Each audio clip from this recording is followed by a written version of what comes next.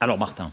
Non mais enfin, le conseil scientifique, faut le replacer, faut voir ce que c'est. C'est-à-dire que le conseil scientifique, non mais le conseil scientifique, c'est quelqu'un qui s'est autonomé, qui est Jean-François Delfraissy, qui n'a jamais travaillé sur les maladies respiratoires, qui est un spécialiste du VIH. Vous pouvez pas dire. Non mais laissez-moi finir. Qui ensuite a fait de l'Ebola, qui a recruté. Écoutez, est-ce qu'il y a des preuves scientifiques dans ce qu'ils disent? Est-ce qu'il y a des scénarios de modélisation qui disent si jamais... Bah oui, moi je fais des simulations pour vous dire que si jamais je mets une fête de Noël dans l'épidémie qui se passe en ce moment, je n'ai strictement rien qui se passe. Donc pourquoi vous soufflez? Parce que vous avez quelque chose à dire, coupez-moi et dites quelque chose. Non, mais je finissais. Mais mais vous soufflez. Alors Emmanuel. Non, mais c'est le débat. C'est le débat et c'est ici... Tous les avis ont droit de citer. C'est le débat. Emmanuel. Non, mais c'est le débat sur les faits, sur la méthode, sur la méthode et le registre. Comment voulez-vous Emmanuel, plutôt Monsieur Blacher plutôt que le. Non, mais vous l'interpellez. C'est bien que vous avez un point de vue à faire valoir. Il ne va pas suivre le conseil scientifique. C'est qu'il ne doit pas avoir très confiance dans ce que dit le conseil scientifique si même le gouvernement ne le suit pas. Alors pour l'instant, il n'a pas formulé vraiment de. Je pense que le gouvernement, grâce à Dieu, ne fait pas que suivre les recommandations du conseil scientifique. Moi, je peux pas avoir de. C'est vrai que quand on écoute Gabriel Attal. Pour le coup, c'est pas la même ligne. Emmanuel. Non, mais moi, je trouve que c'est quand même vraiment dangereux de dire que le conseil scientifique est une espèce de bande de clowns qui fait un peu n'importe quoi. Il y a un moment. C'est moins dangereux que de suivre ce qu'ils disent, à mon avis. Mais en quoi est-ce que ce serait dangereux de suivre ce qu'ils disent là? Excusez-moi, mais n'importe quoi. Non, mais il y a des fois où ils ont eu raison, Martin. Ils n'ont pas eu l'année sur dernière. Sur la deuxième vague, ils avaient eu raison. Delfraissy a dit exactement la même chose sur Noël l'année dernière. Aujourd'hui, on a 90% de la population qui est vaccinée. Il nous refait le même cinéma, alors que ça s'est déjà pas vérifié l'année dernière. Ça n'est pas du cinéma. Il y a un moment. De revoir un peu ce qui s'est passé l'année dernière. L'an dernier, beaucoup ont dit que les Français avaient fait preuve de civisme et avaient effectivement été prudents au moment des fêtes de Noël. Et donc c'est peut-être ça qui avait permis qu'il n'y ait pas de. Cette année alors. Mais vous renversez la preuve. Enfin, je veux dire, moi, je crois que l'année dernière, les gens ont fait très attention et que c'est aussi pour ça qu'il n'y a pas eu de flambée épidémique derrière. Enfin, je veux dire, c'est quand même absurde de renverser. Ce que dit Gabriel Attal d'ailleurs. C'est quand même absurde de renverser cette histoire.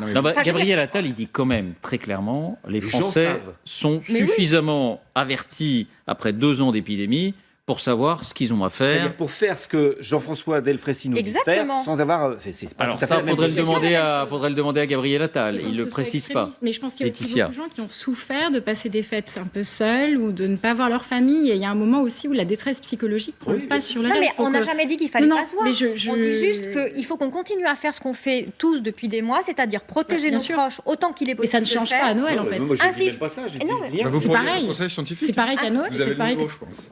Pardon. Oh, Martin n'est pas content. Nous avons énervé Martin Blacher. C'est à peu près ce niveau de réflexion qu'il doit y avoir au vous êtes très gentil, vous faites tourner vos petits algorithmes et vous en tirez des conclusions. C'est juste mon métier. Oui, mais qui sont quand même parfois très fausses aussi.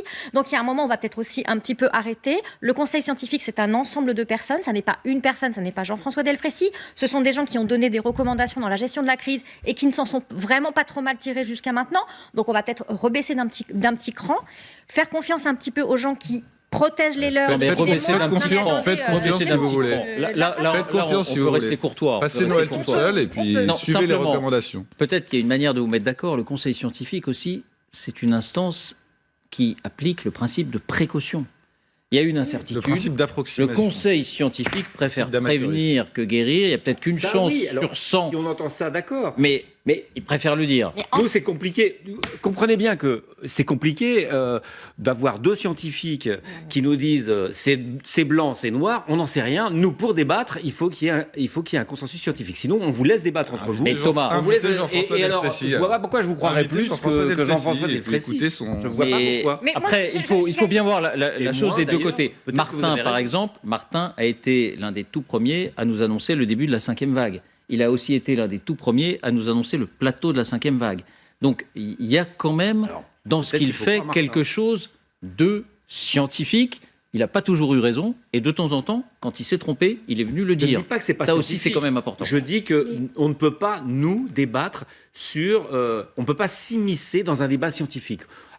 Quand les scientifiques nous donnent un fait, après moi je pense qu'on est dans une situation floue. Moi je pense que le vrai problème c'est le conseil scientifique et en particulier Jean-François Delfraissy. Je pense que Jean-François Delfraissy n'est pas repris en main par le gouvernement et je pense que c'est un tort. Je ne comprends pas qu'Emmanuel Macron le laisse s'exprimer de la sorte. Il sème la confusion, il préempte des histoires de 4e dose qui ne sont même pas encore étudiées par les scientifiques aujourd'hui. Je pense que ce personnage veut conserver une part de pouvoir en ayant un petit peu d'avance sur des choses qu'il annonce comme ça, sans avoir les données, sans avoir travaillé. Et je pense que ce pouvoir que veut conserver Jean-François Delfraissy fait du mal à la société et fait même du mal à la démocratie. Parce que je crois que les gens n'en peuvent plus. Et je pense que ce genre de recommandations scientifiques ne servent à rien. De toute façon, les gens ne vont pas les respecter. Et à part créer la zizanie dans la société, je pense que ça n'amène rien. Martin Blachier qui n'est pas prêt à mettre de l'eau dans son vin. Non, pas là-dessus. Avant de passer à l'Omicron, simplement, question à vous quatre. Est-ce que vous allez faire un autotest juste avant de commencer à dîner ou faire un PCR ou un antigénique la veille dans une pharmacie? Est-ce que vous allez le faire? Martin, je ne sais pas pourquoi, mais je ne vous pose pas la question à vous. J'ai cru deviner la réponse. Vous avez raison. Bien, cette première étude sur le variant Omicron. Alors, tous les jours, on en sait un peu plus. Là, c'est quand même la première étude en ce qu'on appelle population générale. On n'est plus dans les laboratoires, on est sur la population, près de 80 000 personnes. Et vous allez le voir, il y a quelque chose de très encourageant dans cette étude menée en Afrique du Sud.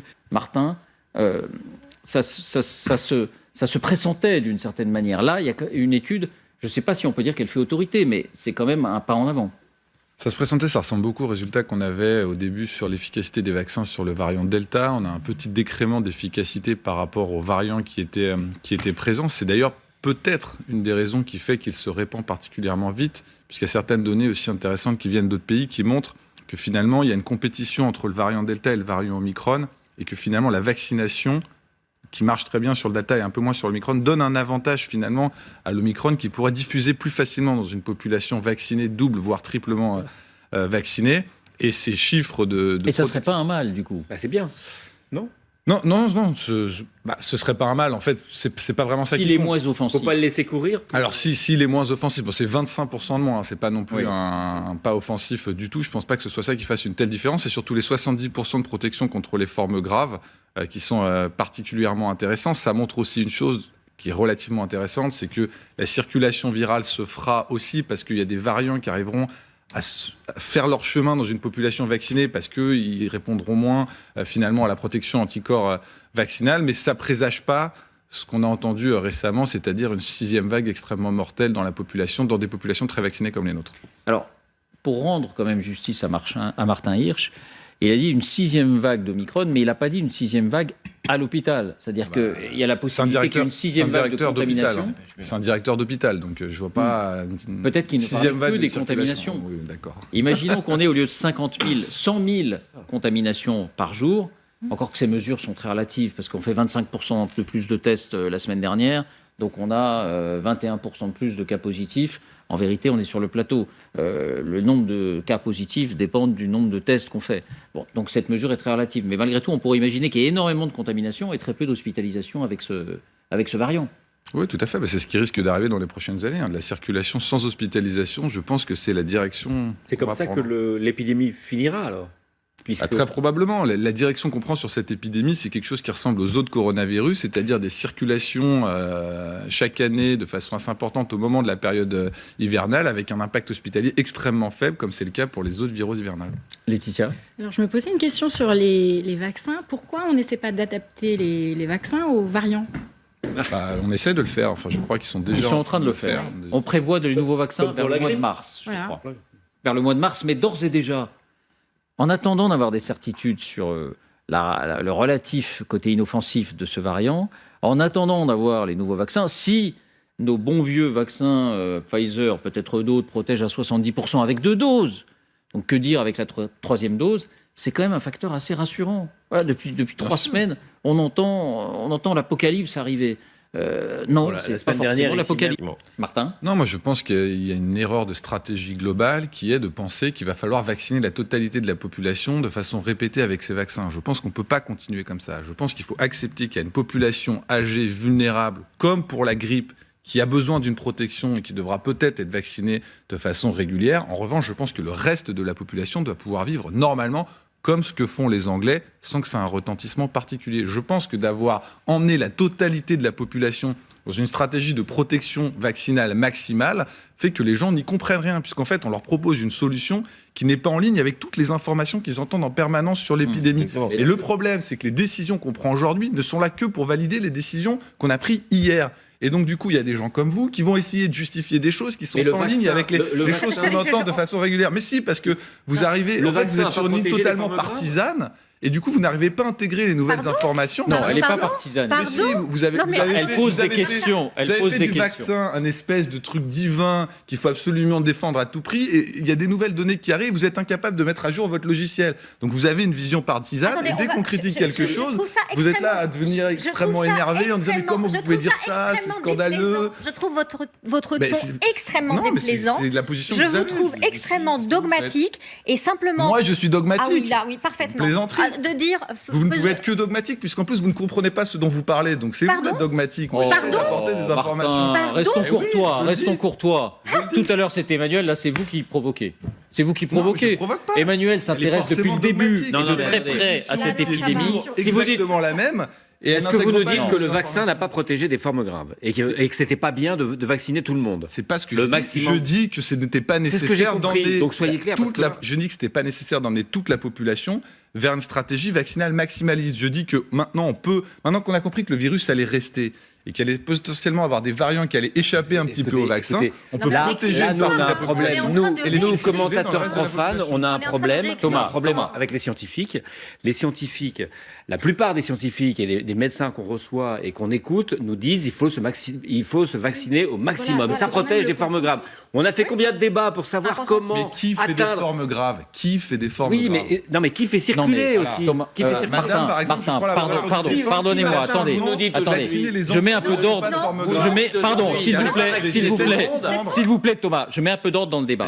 On nous a dit que les jeunes aussi, entre guillemets, les jeunes, les moins de 60 ans, devaient se faire vacciner par civisme d'une certaine manière, parce qu'en se vaccinant, ils empêchaient la circulation du virus. Et que comme le vaccin n'était pas efficace à 100%, vous trouvez que ça marche? Ça a quand même marché. Non, on a limité quand même la casse. Mais on réécrit l'histoire. Vous dites le contraire de la plupart des médecins. Alors nous, comment on fait? Est-ce qu'on est d'accord avec le médecin qui est en face de nous, ou est-ce que... Moi, ma seule position, c'est de rechercher, d'essayer de voir où est le consensus scientifique. Il n'y a pas encore de consensus scientifique, mais il y a une grosse majorité scientifique qui ne dit pas comme vous. Comment je fais? Moi, j'y connais rien.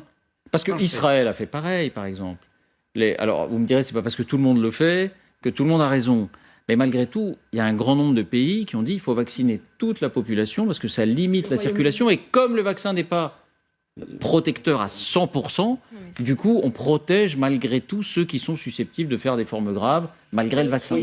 C'était ça le raisonnement. Dans le péremptoire, parce que sinon... Laetitia, un dernier mot. Au Royaume-Uni, c'était aussi leur stratégie de dire bon, très bien, on n'a pas de passe sanitaire, donc c'est un choix très, très libéral, mais quand même, on fait le maximum de vaccination. En Allemagne, ils se sont rendus compte aussi qu'ils n'avaient pas assez vacciné et qu'il me semble, le virus recommençait à circuler. Donc, il y a quand même des preuves de l'importance de la vaccination pour toute la population. C'est deux choses qui sont différentes. En Allemagne, ils ont vacciné trop peu en double dose. Donc ils avaient un réservoir de gens pas vaccinés du tout qui était trop importante pour cette 5e vague, ce qui les a mis en difficulté par rapport à notre situation. Ce que je dis, et y compris des patients vulnérables d'ailleurs. En Angleterre, ils ont grandement vacciné. Il y a une étude qui vient de sortir qui montre que plus de 95% des Britanniques soit ont été vaccinés, soit été guéris. Ils ont été cohérents, ils ont dit on a protégé notre population, maintenant on laisse les gens vivre normalement. Ce qu'on n'a pas fait en France. Et je rejoins ce que disait Franck Levrier tout à l'heure. Oui, non, mais ils font une 3e dose. En France, on vaccine les gens et on continue de les interdire de fêter Noël. Dans ce cas-là, moi, je comprends que les gens, à un moment, ils bug. Et alors, il y a des gens qui n'acceptent pas ce bug. Ils disent non, mais quand même, il faut y aller parce que c'est bien. Moi, je trouve que c'est votre position. Et cette position, elle est irrecevable. Je veux dire, à un moment, il faut que les gens arrivent à connecter les informations qu'on leur a données, pas simplement avec un allant comme ça, juste parce que c'est le camp du bien et qu'il faut le faire et que c'est ce qu'on m'a dit depuis le début. Donc, je refuse de réfléchir. Voilà, moi, c'est ça que je veux pas. Merci, Martin. Voilà, non, mais c'est exactement ce que vous dites. Il y a discussion, c'est normal. J'ai jamais dit qu'il fallait absolument vacciner les enfants. On regardera vos extraits. Non, mais Emmanuel, je ne sais pas si elle a dit qu'il fallait vacciner les enfants. Non, on en a discuté la semaine dernière ici et j'ai dit que non, c'était pas là-dessus qu'il fallait mettre l'accent. Donc non, la semaine dernière, on en a expliqué. Je croyais avoir vu un plateau avec votre ami Doré, vous étiez d'accord pour dire que c'était j'étais. Et qu'il fallait vacciner. Non, j'étais. Je ne crois pas qu'Emmanuel était jamais sur cette position. On ne peut jamais affirmer des trucs comme ça, nous. Non. Comment voulez-vous qu'on affirme des trucs comme ça? Non, mais parce qu'à un moment donné, il y a aussi des décisions politiques. Oui, on connaît les risques et les bénéfices et il y a un arbitrage politique et c'est normal. La santé, c'est de la santé, c'est aussi de la politique. Merci Martin Blachier d'avoir été avec nous. Le moment est venu, comme chaque mardi, d'accueillir